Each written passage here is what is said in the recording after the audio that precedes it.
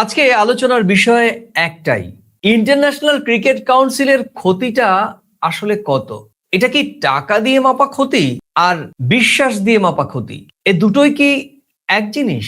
ICC হয়তো আর্থিক ক্ষতি সামলে নিতে পারবে, কিন্তু প্রশ্ন হলো তাদের যে ব্র্যান্ড ভ্যালুর ক্ষতি হলো সেটা ফিরবে কিভাবে?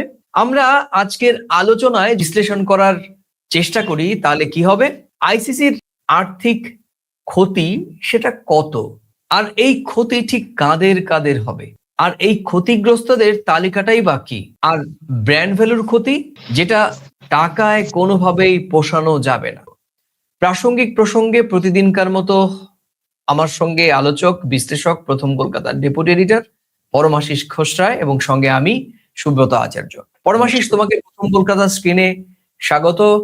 পরমাশিস, গত 1 মাস ধরে টান টান উত্তেজনা আমরা দেখেছি, এটা নতুন করে বলার কোনো জায়গাই নেই। আমি তোমার কাছে একটা প্রশ্নই রাখবো, খুব সংক্ষেপে প্রশ্ন, প্রতিদিনকার মতো দীর্ঘ প্রশ্ন করব না। টাকার ক্ষতি পোষানো সম্ভব, কিন্তু আইসিসি যে ব্র্যান্ড ভ্যালু হারালো সেটা কিভাবে আবার পুনরুদ্ধার করবে? দেখো, ব্র্যান্ড ভ্যালু আর টাকা দুটোই সমান। বাজারে ইলিশ মাছ কিনেছো, তেলাপিয়া মাছ কিনেছো, কোনটার দাম বেশি? যেটার দাম বেশি সেটাই ব্র্যান্ড। আজকে 6,000 কোটি টাকার ক্ষতি হচ্ছে কেন? ভ্যালুজ নেই বলে তো। বাঘ মাসিতে পরিণত হয়েছে, অর্থাৎ বোঝাতে পারলাম, বাঘ বিড়ালে পরিণত হয়েছে এবং আরো হবে। এটা তো হওয়ারই ছিল। এবার স্পন্সরশিপ যারা করে, বিজ্ঞাপন দাতারা, তারা সরে দাঁড়াবে। ভারত পাকিস্তানের খেলার যা কমার্শিয়াল রেট, সেই খেলাটা হলে সে কমার্শিয়াল রেট পাবে, তাহলে আবার ব্র্যান্ড কিসের? এবার সবাই সরে দাঁড়াবে। টিকিটের দাম, অত যে টাকা ধরো টিকিটের দাম ধার্য করা হচ্ছে, সেই টিকিট দিয়ে লোক টিকিট কিনবে, তাহলে আর ব্র্যান্ড থাকলো কোথায়? আমি আরেকটু তোমার কাছে এ বিষয়ে আরেকটু পরিষ্কার করছি। দেখো, ইন্ডিয়া পাকিস্তান ম্যাচ যদি না হয়, তাহলে এই মিডিয়া ইন্ডাস্ট্রির হিসেব বলছে যে শুধুমাত্র একটি ইন্ডিয়া পাকিস্তান ম্যাচের মোট রেভিনিউ ভ্যালু $250 মিলিয়ন, অর্থাৎ আমাদের রুপিতে সেটি প্রায় 2,200 কোটি টাকা। এটা কিভাবে এর মধ্যে ধরা হচ্ছে? কি কি ইনক্লুড রয়েছে এর মধ্যে? ইনক্লুড রয়েছে ব্রডকাস্ট রাইট ভ্যালু, বিজ্ঞাপন, স্পন্সরশিপ, মার্কেটিং ইম্প্যাক্ট। আর এই ম্যাচ না হলে এর পুরো ভ্যালু চেইন বড়সড় ধাক্কা লাগবে। শুধু তাই নয়, আমি আইসিসিকে যদি ব্র্যান্ড বলা হয়, আইসিসি তো এখানে পুরো অকৃতকার্য।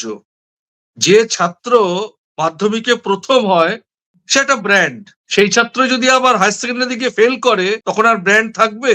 আইসিসি যদি ভারত পাকিস্তান খেলাকে সংযুক্ত করতে না পারে, তাহলে তার ক্রেডিবিলিটি থাকবে? এত বড় একটা বিষয়কে একটা ভুল সিদ্ধান্তের জন্য অর্থনৈতিক ক্ষতি, ব্যবসায়িক সাফল্য থাকছে না, ক্রিকেট বিশ্বে ক্রিকেটাররা অপমানিত হচ্ছে, বিভিন্ন দেশ বিভিন্ন রকম মন্তব্য করছে। এবার আইসিসির পরিচালন সমিতি নিয়ে প্রশ্ন উঠবে। তুমি জানো, শশী থারুর দ্রুত সমাধান চেয়েছে, বলছে পরিস্থিতি হাতের বাইরে চলে যাচ্ছে।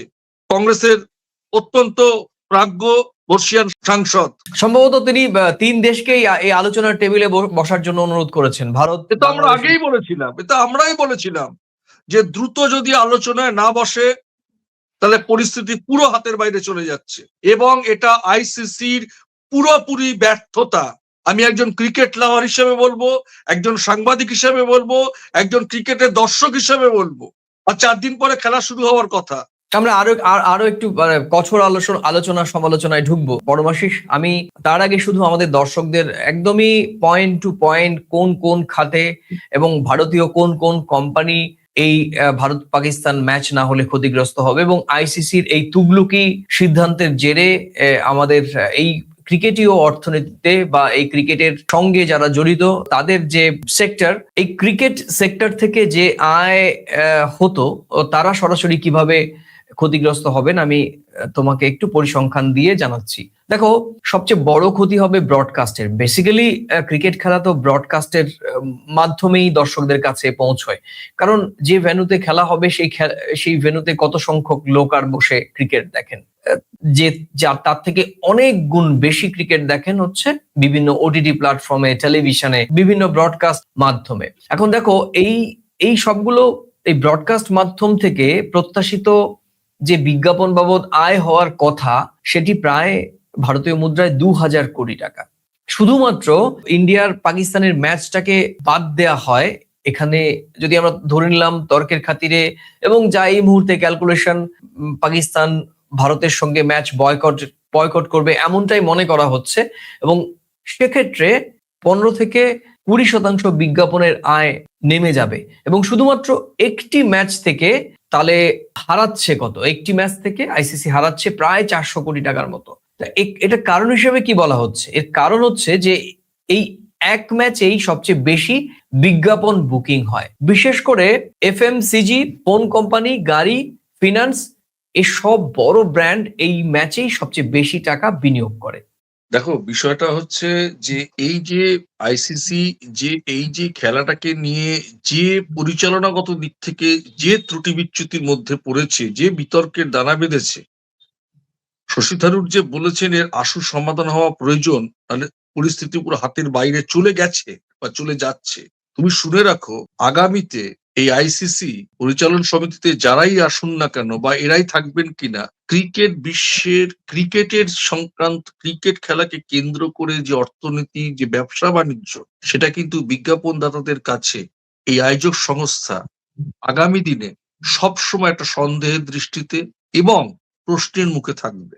আজকে যে জায়গা তৈরি হলো, সেই জায়গা থেকে দাঁড়িয়ে আগামীতে কিন্তু আইসিসি সব সময়ের জন্য একটা প্রশ্নচিহ্নের জায়গা কিন্তু তৈরি করে দিয়ে যাচ্ছে, যেটা আগামীর বিশ্ব ক্রিকেটের জন্য কিন্তু খুব যে ভালো দিক তা কিন্তু নয়।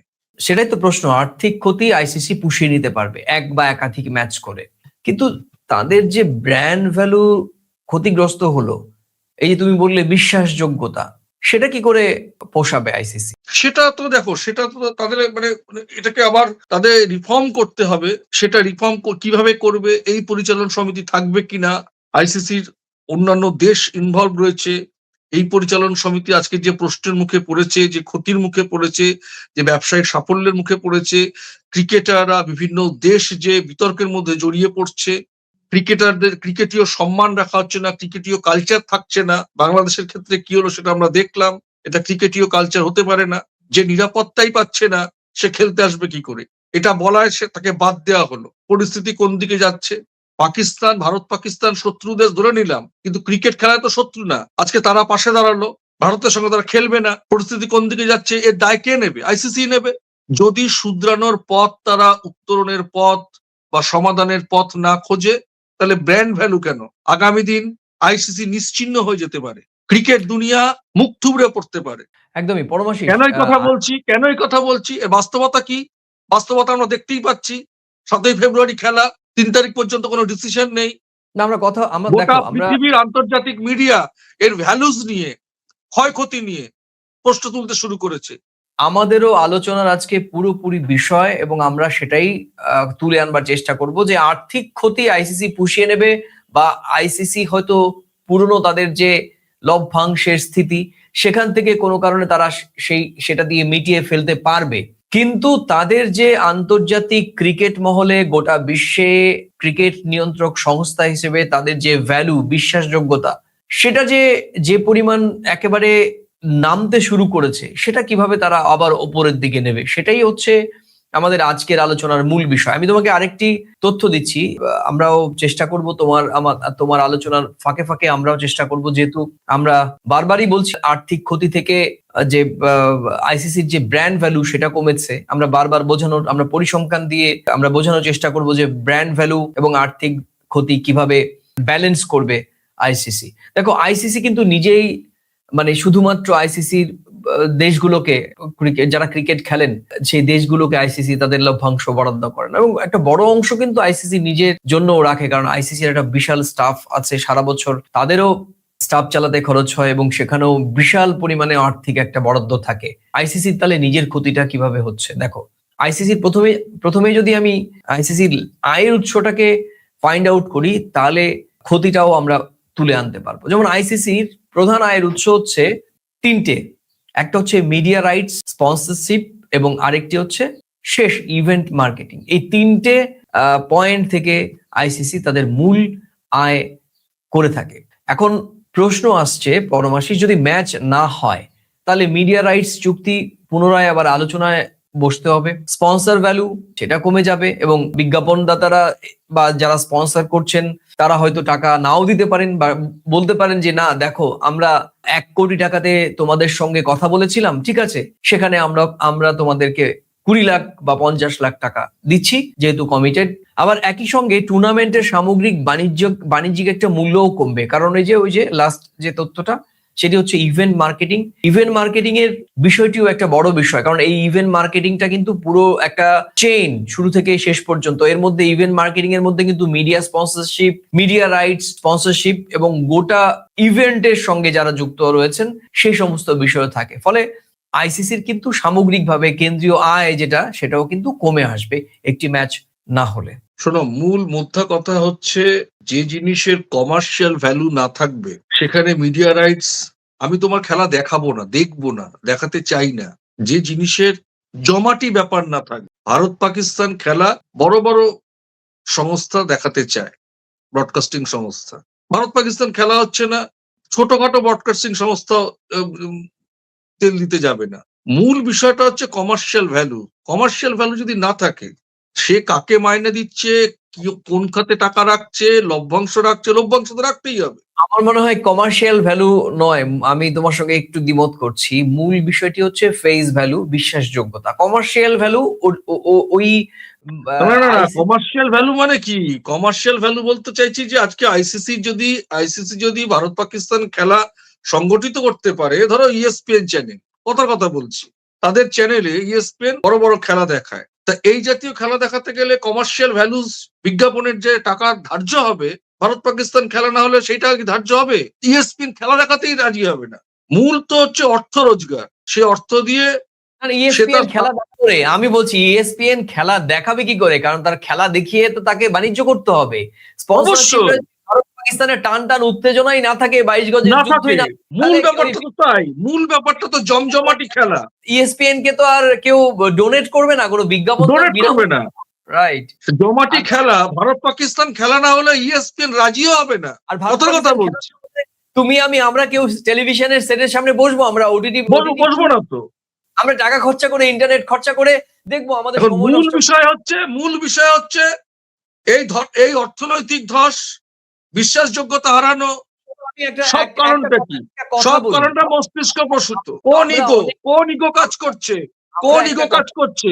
পরমাশিস, আমি এই খেলা নিয়ে আমি একটা কথা বলছি। তুমি আমরা রোজ চিৎকার করি বাংলাদেশের বিরুদ্ধে, পাকিস্তানের বিরুদ্ধে, কিন্তু ভারত পাকিস্তান খেলা না হলে আমরা ভারতীয়রা কতজন মানুষ খেলা দেখবো বলো তো? বুকে হাত দিয়ে বলতে পারবে কতজন? ভারত পাকিস্তানের খেলা হলে দিনের বেলায় হোক আর রাতের বেলায় হোক, রাস্তায় লোক থাকে না। এই যে যারা এটা পরিচালনা করছে, তাদের মাথায় কি আছে? কেন এত ইগো? তোমার একটা মনে আছে, আমরা গত কয়েকদিন আগে একজনের সঙ্গে কথা বলেছিলাম, ওই ভদ্রলোক বলছিলেন যে এই ভারত পাকিস্তান খেলা না হলে আমরা পাকিস্তানকে হারাবো, সেই মজাটা কি করে নেব পরমাশিস? সেই আনন্দটা কি করে নেব? কিংবা পাকিস্তানের মানুষ যদি ভারতকে হারায়, সেই আনন্দটা তারা কিভাবে উপভোগ করবে দেখবেন পাকিস্তানের সাধারণ মানুষ। যদি বলো যে আমি ভারতীয়, অবশ্যই আমি পাকিস্তানকে হারাতে চাই, সেই আবেগটাই যদি আইসিসি বুঝতে না পারে, বোঝাতে না পারে, আবার পাকিস্তানও বলবে আমি ইন্ডিয়াকে হারাতে চাই। এটাই তো খেলার মজা, এটাই তো কমার্শিয়াল ভ্যালু। সেটা যারা পরিচালনা করছেন, তারা কিভাবে, কোন নীতিতে, কোন আদর্শে, কোন সিস্টেমে, কি কারণে এসব হচ্ছে? আমি একজন ক্রিকেট লাভার হিসেবে প্রশ্ন রাখতে চাইছি আইসিসির কাছে। সে ইট ছুড়লে পাটকেল খেতে হয়, এখন এই পরিস্থিতি হলো। বাংলাদেশকে তুমি বাদ দিলে, দেখো বাংলাদেশকে বাদ দিয়েছে এখানেও কিন্তু আইসিসির ক্যালকুলেশনে গন্ডগোল ছিল। আমি যদি বলি যে এখন পাকিস্তান খেলছে না বা পাকিস্তান ভারতের সঙ্গে ম্যাচ বয়কট করার কথা বলেছে, এতে তোমাদের ঘুম হারাম হয়ে গেল। কিন্তু বাংলাদেশকে যখন বাদ দেয়া হলো, তখন আইসিসি কর্মকর্তাদের সামনে ক্যালকুলেটর ছিল না, তারা এই ক্যালকুলেটরে হিসেব করতে পারেনি যে বাংলাদেশের ক্রিকেট ভক্তরা, গোটা পৃথিবীর ক্রিকেট ভক্তদের যে অঙ্ক, প্রায় 20% ক্রিকেট ভক্ত বাংলাদেশের মানুষ। এই 20% মানুষ তো এমনি এবার টি-20 বিশ্বকাপ দেখবে না। আবার এর ওপর ভারতের সঙ্গে পাকিস্তান যদি না খেলে, তাহলে এই আর্থিক ক্ষতির পরিমাণ কোথায় গিয়ে দাঁড়াবে এই অঙ্কটাই তো পাকিস্তান ধরে নিয়েছে। দর্শক সংখ্যা, ছোট দেশ বলছো, পাল্লা ভারীর দিকে ঝুঁকেছো, তুমি দর্শক সংখ্যার দিকে ঝোঁকোনি। এই জায়গাটাকেই কিন্তু কৌশলগতভাবে পাকিস্তান টিম ধরে নিয়েছে এবং ঠিক একই কায়দায়, বাংলাদেশের মতন কায়দায় কিন্তু বলে দিয়েছে যদি ফাইনালের মুখোমুখি হয় সরকার যা বলবে সেই সিদ্ধান্তই আমরা নেব। কতটা বুড়বাক বানিয়ে দিচ্ছে, কেন হচ্ছে এটা? নিজেদের দোষে। না, কেন আমরা খুঁজে বার করব শেষ দিকে? আমরা প্রায় শেষ পর্যায়ে যাচ্ছি। পরমাশিস, আমরা শুধু আরেকটি বিষয় নিয়ে কথা বলতেই হবে, কারণ এই যে আইসিসির নিজস্ব ক্ষতি, আইসিসি দেশগুলোর ক্ষতি, কারণ এই লভ্যাংশ তো সমস্ত দেশগুলোর মধ্যেই ডিস্ট্রিবিউশন হতো। পাকিস্তানেরও কিন্তু ক্ষতি। আমরা শুরু থেকেই বলেছি যে পাকিস্তান ভারতের ম্যাচ বয়কট করলে পাকিস্তানের ক্ষতি হবে 3 দিক থেকে। কিভাবে হবে? সেটা হচ্ছে যে প্রথমে আইসিসির যে নিজস্ব রেভিনিউ শেয়ারিং সেটা কমবে, এবং খুব সম্ভবত ভারতের সঙ্গে ম্যাচ বয়কট করলে পাকিস্তানকে কিন্তু আর্থিকভাবে জরিমানাও করতে পারে আইসিসি, এবং সেই দিকেই হাঁটছে। কারণ গতকাল থেকে আমরা দেখেছি যে আইসিসির অতি সক্রিয়তা পাকিস্তানের দিকে, হয়তো তাদেরকে কনভিন্স করার চেষ্টা করা হচ্ছে। এবং একই ক্রাইসিস সঙ্গে ম্যানেজার পাঠিয়েছে এখনো? একটু ক্রাইসিস ম্যানেজার পাঠাক না, সবাইকে নিয়ে মিটিং করুক, কোনো ফল হবে না, ক্যাচা কলা দেখতে পাবে। পাকিস্তানের যে একটা কমার্শিয়াল ক্রেডিবিলিটি আন্তর্জাতিক বাজারে, সেটিও কিন্তু পাকিস্তানের দিক থেকে হ্রাস হওয়ার সম্ভাবনা আছে। ক্রিকেট ব্যবসাকে একটা মন্দার দিকে ঠেলে দিল আইসিসি এই জাতীয় সিদ্ধান্ত এবারের এই বিশ্বকাপের আগে। এটা কিন্তু ইতিহাস হয়ে থাকলো। আগামী দিন এই আইসিসি পরিচালনা, যদি এই সংস্থার বাস্তবতা থাকে, পরিচালন আজকের এই ঘটনা, এই সময়কারের এই ঘটনা কিন্তু ইতিহাস হয়ে থাকবে, নজির হয়ে থাকবে। ক্রিকেট ব্যবসাকে মন্দার দিকে ঠেলে দিল আজকের এই নীতি নির্ধারক, যারা নির্ণায়ক কমিটিতে আছে তারা। এটা আমি বলে রাখলাম, ভবিষ্যতে দেখবে।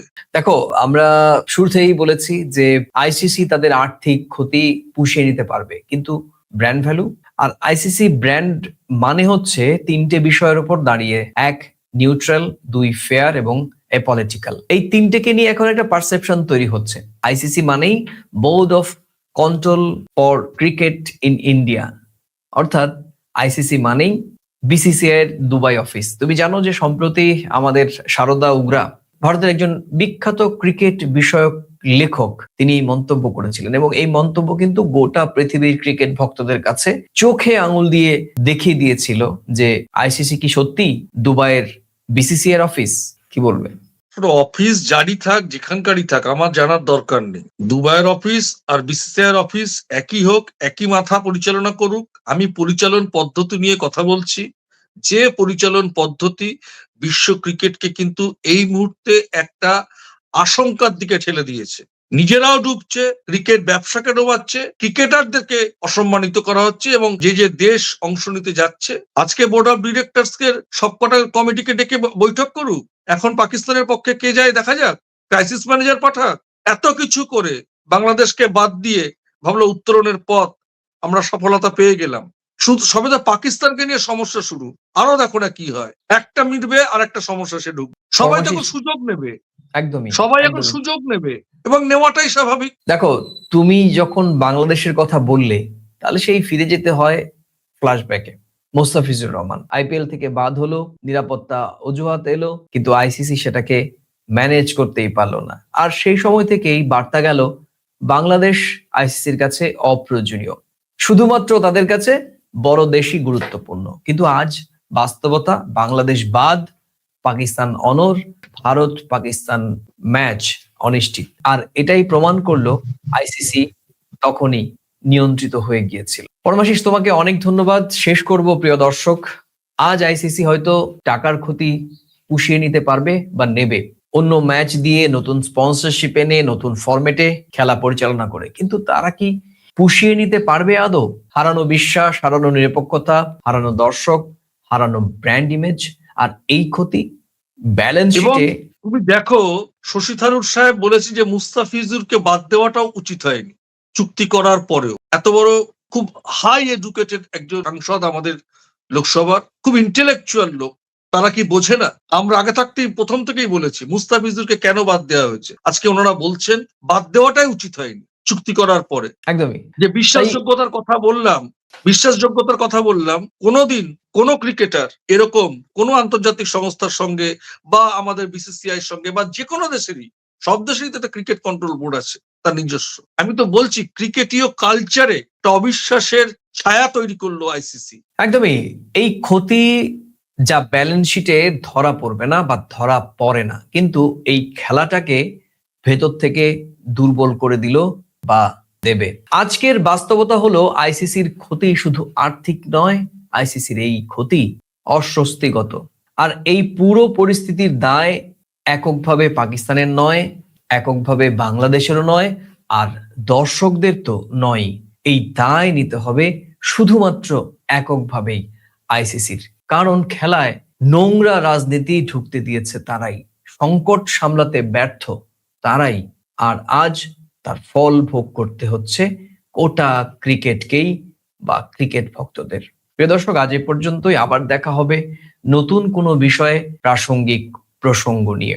আর এই ভিডিওর কোন মন্তব্যের সঙ্গে বা কোন মন্তব্যগুলোর সঙ্গে আপনি ভিন্নমত বা সহমত, সেটা মন্তব্যের কলামে লিখে জানাতে ভুলবেন না। ভিডিওটি ভালো লাগলে নিজেদের মাঝে শেয়ার করে ছড়িয়ে দিতে পারেন। আর একই সঙ্গে আজকে চ্যানেলটিতে নতুন এলে পুরনো ভিডিও দেখে যদি ভালো লাগে চ্যানেলটি লাইক বা সাবস্ক্রাইব করতে পারেন। তাহলে আজ এ পর্যন্তই। ভালো থাকুন, সুস্থ থাকুন, সবাই নিরাপদে থাকুন। নমস্কার। নমস্কার।